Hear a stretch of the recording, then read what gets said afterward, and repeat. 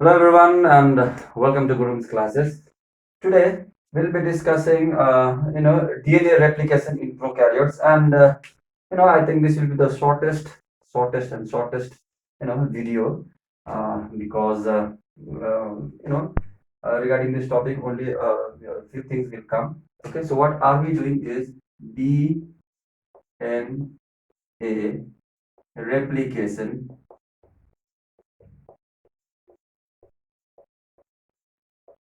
DNA replication in prokaryotes.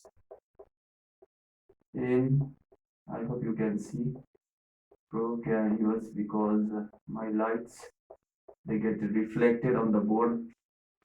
Okay, I'll try to fix that also.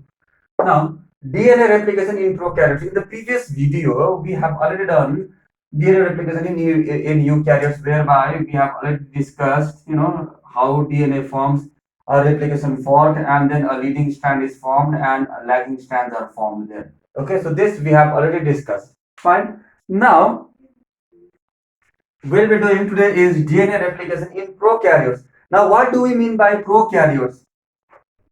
Okay, what do we mean by prokaryotes? First, this we have to understand. As you all should know very well that pro means very primitive type. Okay, and then karyon means nucleus. So that means the nucleus of old type, or that means the nucleus of those organisms which are very of old type. For example, is bacteria. Example, E. coli.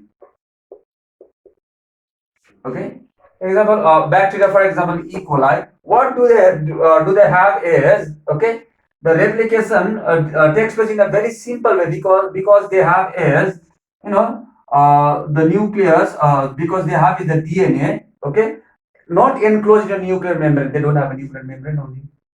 Yes or no? And then the genetic material is floating in the cytoplasm.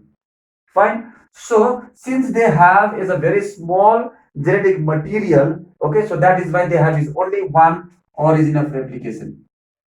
So this is ori, ori. I hope you all remember, in case of eukaryotes, since the DNA is very long, so that is why, the origin of replication, they have multiple origin of replication. They have multiple origin of replication, so that, okay, the DNA replication can take place very fast. Yes or no? Otherwise, since the DNA is very long, if one origin of replication would be there and only one replication fork would be there, then it would take very long, or it would take a long time for the whole DNA to get duplicated. Yes or no? But since origin of replication are many in various sites, that is why at one go only the whole DNA gets duplicated. But since in case of prokaryotes, the DNA is very short, composed of very few nucleotides, so that is why only one origin of replication is there, and then the replication forks, okay, that means the replication fork, are formed on the opposite sides. Just like, sometimes you must have seen, you have is a rubber band with you.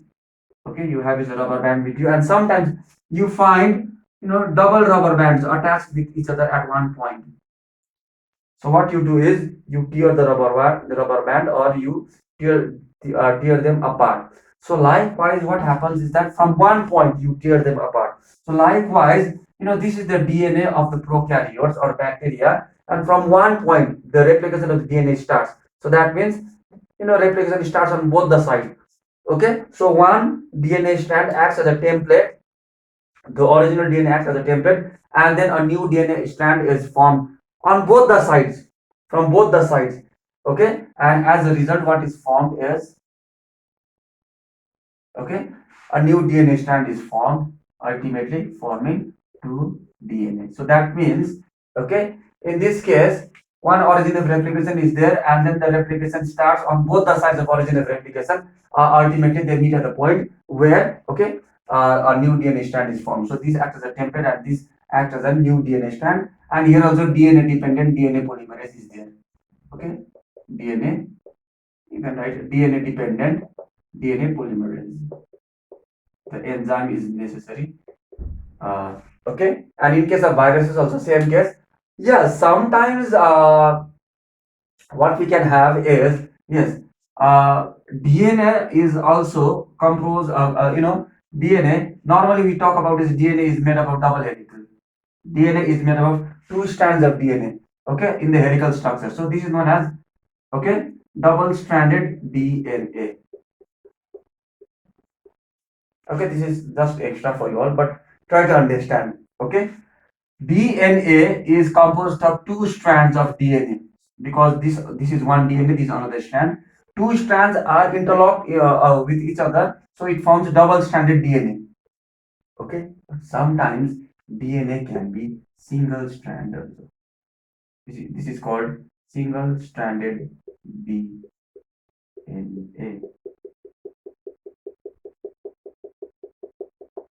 And single stranded DNA does not follow the Chargaff's rule. Definitely, how will it follow? Because in double stranded DNA, we have is adenine is to thymine and guanine is to cytosine. Okay, the ratio is 1 and 1. But here in single stranded DNA, it does not follow Chargaff's rule. Okay, so this is and this single stranded DNA is found normally in the form of a star. Okay, fine. And the double stranded DNA is normally found like a rod. Okay, but single stranded DNA is just found like a star. It can be found in like parvovirus, like virus called parvovirus. But single stranded DNA is very, few in percentage compared to double stranded DNA, because double stranded DNA is found in most of the organisms. Okay, so dear students, kindly go through the DNA replication in prokaryotes. Okay, how does DNA replicate in prokaryotes? Okay, and then how DNA replicates in eukaryotes. You kindly go through it. Okay, so thank you very much.